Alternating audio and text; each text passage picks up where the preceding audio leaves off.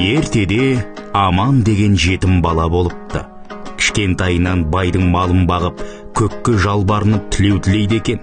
Бірде ауылдағы саудагер сауда жасау үшін алыс елдерге жүрейін деп жатқанда, Аман астына төсеп жүрген қойдың терісін саудагерге апарып, «Ағатай, мына теріні бір затқа айырбастап әкеп беріңізші, сізге тапсырар өтініш аманатым болсын» дейді. Саудагер аманат деген сөзді естіп, риза болып, ешбір сөзсіз теріні алады да алыс сапарға кетеді. Аман бала саудагердің тілеуін тілеп, күнде тәтті ойға шомылады.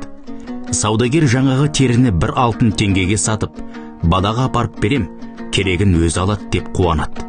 Жол жөнекей келе жатып бір адамға тап болады. Әлгі адам қасындағы ерекше бір жануарды сатып отыр екен. Саудагер, «Мынауың не?» дейді. «Бұл жануардың аты мысық. Адамға өзі жақын, ұстасаң жұмсақ, қасыңа алып жатсаң жылуын шашады» дейді. Саудагер, «Бағасы қанша?» дейді. Әлгі сатушы, «1 алтын теңгеге берем» дейді.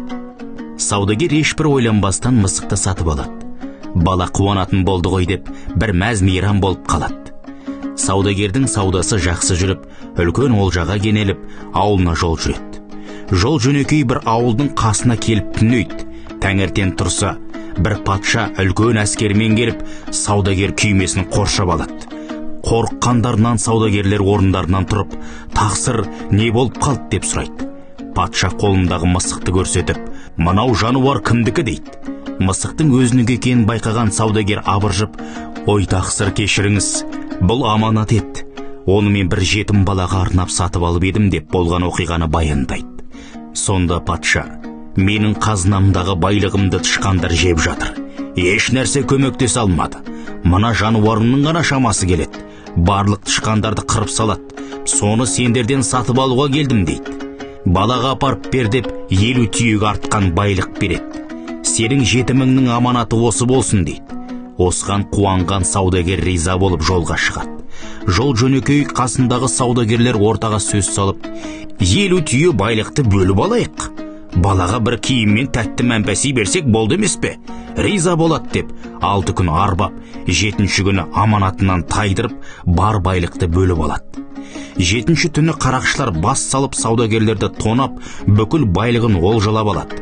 Сонда саудагер ойбай салып, «Аманатқа қиянат жасадым, Құдай кешір мені» деп зардап жылайды. Сонда қарақшылардың басшысы, «Не деп тұрсың? Аманатың не?» дейді. Саудагер сонда болған жайды баяндайды. Қарақшы, «7 күн бойы қанша торсақ та сендерді ала алмадық. 1-ші түні алдымыздағы тікенектен өте алмадық.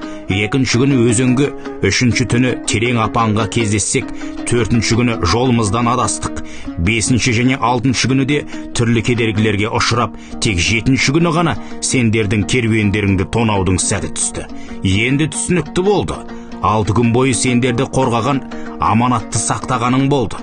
Бүгін аманатты бұздың. Сондықтан сендерді еш нәрсе қолдамай, біздің олжамызға айналдырды» дейді. Аманатқа қиянат жоқ деп 50 түйені байлығымен саудагерге қайтарып беріп, «Мынаны балаға апарып бер» деп кетіп қалады. Саудагер балаға 50 түйе байлықты аман есен жеткізеді. Сонда бала, «Бұл байлықтың бәрін не істеймін? Сіз саудаңызға жаратыңыз» деп саудагерге береді. Саудагер Аманды аманат деп атап, баланы асырап алып, сауда ісіне үйретіп, бақытты өмір сүріпті. Аманат түбірі аман деген сөзден шыққан. Мұхаммед пайғамбар кісінің аманатынан уақытында құтыл, еңбегіңе қиянат жасаған адамға сен қиянат жасама дейді. Қиянат жасау ауыр күнә.